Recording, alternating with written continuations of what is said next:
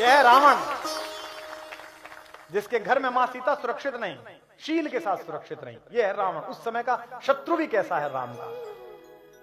तो जामवंत ने पूछा कि क्या व्यवस्था करनी पड़ेगी, क्या क्या सामान मंगाने पड़ेंगे। तो आचार्य रावण ने कहा कि चूंकि हमारा यजमान वनवासी है और अपने घर से बाहर है, इसलिए शास्त्र की परंपरा है कि अगर यजमान का घर ना हो, बाहर कहीं पूजा करानी पड़े, तो सारी चीजों की तैयारी आचार्य को स्वयं करनी होती है। तो आप कह दीजिए अपने यजमान से कि वो केवल नहा धो के स्नान करके व्रत के साथ तत्पर रहे, मैं सब चीजें कर दूंगा। अब उसने अपने लोगों को बुलाया और कहा कि भाई पूजा कराने के लिए जाना है, ये सब सामान तैयार करो। इसके बाद रावण एक रथ लेकर मां सीता के पास गया और सीता से उसने कहा कि समुद्र पार तुम्हारे पति और मेरे यजमान राम ने लंका विजय के लिए एक यज्ञ आयोजित किया है और मुझे उस यज्ञ के आचार्य के रूप में बुलाया है। अब चूंकि जंगल में रहने वाले किसी भी यजमान की सारी व्यवस्था करना आचार्य का काम होता है, इसलिए उसकी अर्धांगिनी की व्यवस्था करना यह भी मेरे जिम्मे है।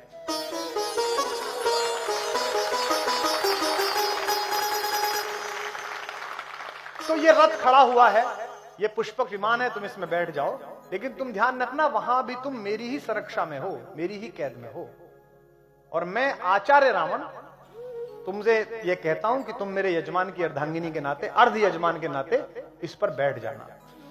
कम्मन राम कथा में प्रसंग आता है कि यह सुनकर देवी सीता ने रावण को आचार्य कहकर प्रणाम किया, जो आज्ञा आचार्य।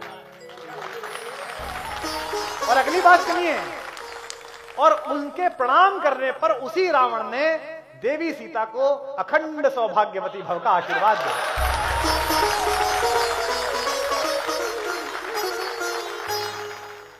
तो जब रावण पहुंचा राम के पास आचार्य बनकर, आचार्य रावण जब पहुंचे तो दोनों भाइयों ने उठकर आचार्य को प्रणाम किया और कहा कि आचार्य, मैं आपका यजमान राम आपको प्रणाम करता हूं। मैं लंका विजय के लिए एक यज्ञ कर रहा हूं, मैं चाहता हूं कि यहाँ के शिव का विग्रह स्थापित हो ताकि देवादिदेव महादेव मुझे आशीर्वाद दें कि मैं लंका पे विजय प्राप्त कर सकूं। ये लंकेश से कह रहे हैं रावण, लेकिन आचार्य रावण से कह रहे हैं। आचार्य ने कहा कि मैं आपके यज्ञ को पूरी तरह संपादित करूंगा और ईश्वर महादेव चाहेंगे तो आपको उस यज्ञ का फल प्राप्त होगा, ये रावण ने कहा। तैयारियां शुरू करिए तो बताया कि हनुमान गए हैं शंकर का विग्रह लेने के लिए, शिवलिंग लेने के लिए। अब हनुमान गए हैं तो ये भी पता नहीं कि वो महादेव को डायरेक्ट लाएंगे या कोई शिवलिंग लेके आएंगे, क्योंकि हनुमान की तो इस चीज में एक्सपर्टीज है कि उन्हें दवाई मंगाने भेजो तो मेडिकल स्टोर ले आते हैं उठा के। तो आचार्य रावण ने कहा कि पूजा में देरी संभव नहीं है, मुहूर्त नहीं टल सकता, इसलिए आप बैठिए और आपकी धर्म पत्नी वे कहां है, उन्हें बुलाइए। तो राम ने कहा कि आचार्य, मेरी धर्म पत्नी तो उपस्थित नहीं है यहाँ पर, तो ऐसी कोई शास्त्रीय विधि हो जिसमें उनकी अनुपस्थिति में यह यज्ञ हो जाए। तो रावण ने कहा यह संभव नहीं है, केवल 3 प्रकार से इसकी अनुमति है। एक, या तो आप विधुर हो, आपकी पत्नी नहीं हो, दूसरे आप अविवाहित हो, आपका विवाह नहीं हुआ हो, और तीसरे आपकी पत्नी ने आपको त्याग दिया हो। क्या तीनों स्थितियां हैं? तो राम ने कहा तीनों स्थितियां तो नहीं है।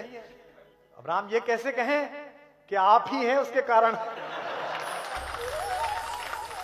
क्योंकि वे तो आचार्य हैं। तो जामवंत ने कहा कि आचार्य फिर इसकी क्या व्यवस्था है?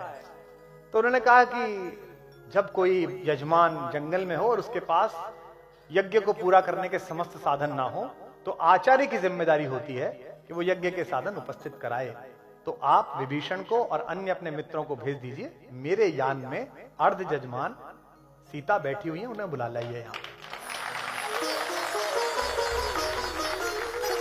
ये इरारामावतारम में जो कम्बन के लाल रखी उसमें प्रसंग है। उसके बाद पूजन हुआ, विधिवत पूजन हुआ। मां सीता ने अपने हाथ से ही वो शिवलिंग स्थापित किया, जो आज भी वहां लंकेश्वर का शिवलिंग वहां पर मौजूद है, जिसके बारे में कहते हैं कि जब रामेश्वरम में कहते हैं कि जब हनुमान अपना शिवलिंग उठा लाए एक, और हनुमान ने कहा इसे हटाओ मैं भी लगाऊंगा, तो राम ने कहा कि जो लगाए लगने दो। जब हनुमान नहीं माने, कहा महाराज मैं तो लेके आया हूं, तो राम समझ गए कि इन्हें थोड़ा सा अपने बल पर अहंकार आ रहा है, तो राम ने कहा इसे हटा लो। और सुनते हैं कि पूरा हनुमान ने जोर लगाया, वो शिवलिंग नहीं हटा। इसलिए राम ने फिर वरदान दिया कि तुम्हारा शिवलिंग भी यहाँ उपस्थित रहेगा। जो रामेश्वरम में उनके द्वारा स्थापित भी एक शिवलिंग है जो हनुमानेश्वर के नाम से जाना जाता है, कि हनुमान के द्वारा स्थापित शिवलिंग। यज्ञ संपन्न हुआ और दोनों यजमानों ने, राम और सीता ने, आचार्य रावण को प्रणाम किया। तो राम ने पूछा कि आचार्य आपकी दक्षिणा? तो आचार्य ने कहा कि आप वनवासी हैं, मैं जानता हूं कि आपके पास कोई दक्षिणा नहीं है और आप मुझे दक्षिणा नहीं दे सकते, और स्वर्णमयी लंका के राजा आचार्य को आप क्या दक्षिणा देंगे, इसलिए मेरी दक्षिणा आप पर रही। राम संकोच में पड़ गए। राम ने कहा कि दक्षिणा रही तो आप बता दीजिए ताकि मैं विधिवत तैयारी रखूं, कभी मैं देने योग्य बन पाऊं आपको। तो क्या रावण ने दक्षिणा मांगी? राम ने कहा आचार्य होने के नाते मैं आपसे दक्षिणा मांगता हूं कि जब मेरा अंतिम समय आए तो यजमान मेरे सामने उपस्थित रहे, मैं आपसे दक्षिणा मांगता हूं।